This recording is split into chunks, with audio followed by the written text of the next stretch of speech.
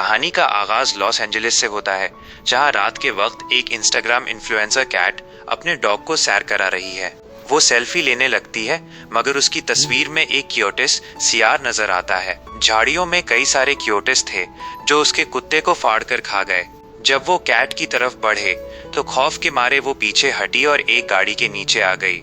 दर्द से तड़पती कैट को भी क्योटिस ने नोच कर खाना शुरू कर दिया। इस खौफनाक ओपनिंग से पता चलता है कि लॉस एंजलिस में क्योटिस के हमलों में बेतहाशा इजाफा हो गया है। मुमकिन है इसकी वजह जंगल की आग हो, जिससे वे आबादी की तरफ बढ़े हैं। मगर उनका बर्ताव बहुत अजीब है। वे न पालतू जानवरों को छोड़ रहे हैं और न ही इंसानी बच्चों को, यहाँ तक कि अगर कोई अकेला फंस जाए तो उस पर भी हमला कर देते हैं। हॉलीवुड हिल्स के पॉश इलाके तक ये मसला पहुंच चुका है। हॉलीवुड हिल्स में स्कॉट अपनी अहलिया लिव और बेटी क्लोई के साथ रहता है। अपने घर की दीवारों से आवाजें सुनकर स्कॉट ने पेस्ट कंट्रोल वाले डेवन को बुलाया, जिसने बताया कि घर में चूहे घुस चुके हैं और उन्हें जहर देना होगा, क्योंकि उन्हें डॉग फूड भी बहुत पसंद होता है। टीवी पर खबर चल रही थी कि रात में जबरदस्त तूफान आने वाला है, जिस पर लिव ने स्कॉट से आंगन के पेड़ को छांटने को कहा, लेकिन स्कॉट ने मीडिया को बढ़ा चढ़ाकर बताने वाला कहकर टाल दिया। रात को लिव ने मूवी नाइट प्लान की, जिसके लिए पिज्जा मंगवाया, मगर गलती से एक पड़ोसी के यहाँ जाने वाली लड़की जूली उनके घर आ गई, जिसे लिव ने सही पते पर भेज दिया। रात में सबने मिलकर night of the living dead देखी, लेकिन स्कॉट अब भी अपने काम में मसरूफ था। जब सोने का वक्त हुआ तो उनका डॉग चार्ली दरवाजे पर भौंकने लगा, क्योंकि बाहर एक क्योटिस था। क्लोई को लगा कोई जख्मी कुत्ता है, तो स्कॉट को बाहर चेक करने जाना पड़ा। बाहर उसका सामना एक आक्रामक क्योटिस से हुआ, जो अचानक गायब हो गया। स्कॉट अंदर आया ही था कि घर की बिजली गुल हो गई। वही हुआ जिसका लिव को डर था। तूफान की वजह से आंगन का पेड़ गिर गया, उनकी कार पर और सारी तारें टूट गईं। गनीमत ये रही कि गैस पंप बाल बाल बच गया। अगली सुबह लिव को पेड़ के पास अपने पड़ोसी ट्रिप की बिल्ली लसी का खून लगा पट्टा मिला। ट्रिप लसी की तलाश में झाड़ियों में गया, जहां लसी क्योटिस के हाथों मारी गई मिली। इस बीच स्कॉट ने अपने दोस्त टोनी को पेड़ काटने के लिए बुलाया। टोनी एक बड़ी आरी लाया, मगर उससे पेड़ पर सिर्फ हल्का सा खरोंच ही आई। टोनी को अपनी अहलिया शीला का मैसेज आया तो वो जल्दी से वापस जाने लगा। रास्ते में अकेले टोनी पर क्योटिस ने हमला कर दिया। शीला उसका इंतजार करती रही। जब उसने टोनी को फोन किया तो फोन की आवाज घर के बाहर से आई। उसने देखा कि फोन तो टोनी के हाथ में था, मगर सिर्फ हाथ ही बचा था जिसे क्योटिस लेकर आए। क्योटिस ने शीला पर भी हमला किया, तो उसने आग से उन्हें भगाने की कोशिश की, मगर इस चक्कर में वो खुद ही जिंदा जल गई। इधर स्कॉट के परिवार पर भी गैरेज में हमला हुआ, जिसे स्कॉट ने वक्त पर दरवाजा बंद करके टाल दिया। पड़ोस में जूली और ट्रिप बात कर रहे थे तो क्योटिस वहां भी पहुंच गए। जूली तो भागकर ऊपर चली गई। ट्रिप ने अपनी गन से गोलियां चलाकर कुछ क्योटिस को मारा, मगर तादाद ज्यादा होने की वजह से वो भी जूली के साथ ऊपर एक कमरे में छिप गया। उन्हें लगा कि वो सेफ हैं, लेकिन क्योटिस दरवाजा खोलकर अंदर आ गए। जूली ट्रिप को छोड़कर बाथरूम में बंद हो गई। ट्रिप ने फिर गोलियां चलाईं, लेकिन ज्यादा देर टिक न सका। इस बीच स्कॉट का परिवार घर में गेम्स खेल रहा था। ट्रिप के घर से गोलियों की आवाजें आ रही थीं, लेकिन स्कॉट इसे ट्रिप के पटाखे बताकर टाल रहा था। लिव को शक हुआ तो उसने पुलिस को फोन मिलाया, मगर सारी लाइनें बिजी थीं। तभी चार्ली अचानक घर के बाहर भाग गया, तो स्कॉट भी उसे वापस लाने बाहर गया। बाहर निकलते ही क्योटिस सामने आ गए। लिव और क्लोई ने खुद को घर के अंदर बंद कर लिया और स्कॉट बाहर रह गया। चार्ली का पीछा करते हुए स्कॉट ट्रिप के घर पहुंचा, जहां सब कुछ बिखरा पड़ा था। ऊपर कमरे में जाकर उसके होश उड़ गए।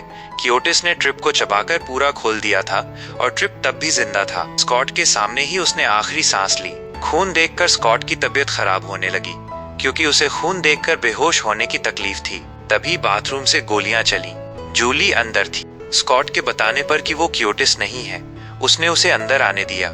जूली ने स्कॉट को झूठी कहानी सुनाई कि वो ट्रिप के साथ मुकाबला कर रही थी, लेकिन ट्रिप ने उसे छिपने को कहा। स्कॉट ने उसकी बहादुरी की तारीफ की और उसे अपने घर चलने को कहा, क्योंकि वहां रुकना अब सेफ नहीं था। ट्रिप की कार की चाबी जूली के पास थी, इसलिए वो भी राजी हो गई।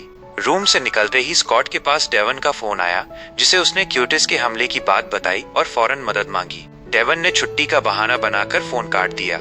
जैसे ही वो दोनों बाहर जाने लगे, 3 क्योटिस आ गए, जिन्हें जूली ने अपनी गन से भून डाला। इधर क्लोई ने लिव को बताया कि ये सब उसकी वजह से हो रहा है, क्योंकि उसने पहले एक क्योटिस को खाना दिया और फिर अगले दिन वो एक और को लेकर आया, और ऐसे करते करते इतने क्योटिस जमा हो गए। मगर लिव ने समझाया कि ये उसकी गलती नहीं है, इन क्योटिस का बर्ताव ही नॉर्मल नहीं है। स्कॉट और जूली कार में बैठ चुके थे, मगर जूली कॉन्स्पिरेसी थ्योरीज बताने लगी कि हुकूमत ने हवा में कोई केमिकल छिड़का है, जिसकी वजह से क्योटिस पागल होकर आदमखोर बन गए हैं, जैसा कि एक फिल्म में परिंदों को हमला करते दिखाया गया था, जिसका नाम दरअसल द बर्ड्स ही था। इन बातों के बीच वे भूल गए थे कि दरवाजा बंद था और बिजली न होने की वजह से खुल नहीं सकता था। स्कॉट ने हिम्मत दिखाते हुए गेट तोड़कर कार बाहर निकाली, जिससे कार क्रैश हो गई और दोनों को पैदल ही जाना पड़ा। तभी एक क्योटिस स्कॉट पर टूट पड़ा और उसका कंधा चबाने लगा। ब्रेव जूली खड़ी देखती रही। लिव सही वक्त पर फायर एक्सटिंग्विशर लेकर आ गई, जिसने स्कॉट को बचाया। चारों एक घर में जमा हुए, लेकिन ट्रिप के घर में आग लग चुकी थी, जो अब स्कॉट के घर तक फैलने वाली थी। घबराकर वे सोचने लगे कि क्या किया जाए। तभी ऊपर से क्योटिस की आवाज आई, माइनस लिव ऊपर की खिड़की बंद करना भूल गई थी। एक क्योटिस सीढ़ियों से नीचे आ रहा था, तो सब छिप गए।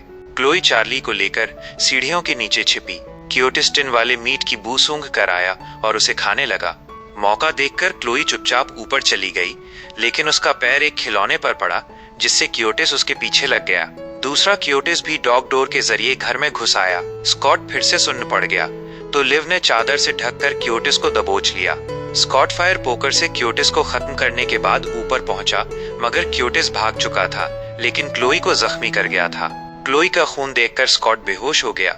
होश आने पर लिव ने कहा कि कोई मदद नहीं आएगी, हमें क्लोई को हॉस्पिटल ले जाना होगा, जिसके लिए स्कॉट को ही कोई तिगड़म लड़ानी होगी। क्लोई ने केज बनाने का आइडिया दिया, जिसके अंदर वे क्योटिस से बचे रहेंगे। स्कॉट गैरेज में जाके काम में लग गया। इधर घर के बाहर डेवन आ गया। उसने स्प्रे करके क्योटिस को भगाने की कोशिश की, मगर ऐसा हुआ नहीं।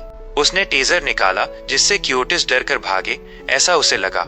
जैसे ही वो मुड़ा, क्योटिस ने उसे भी लपेट लिया।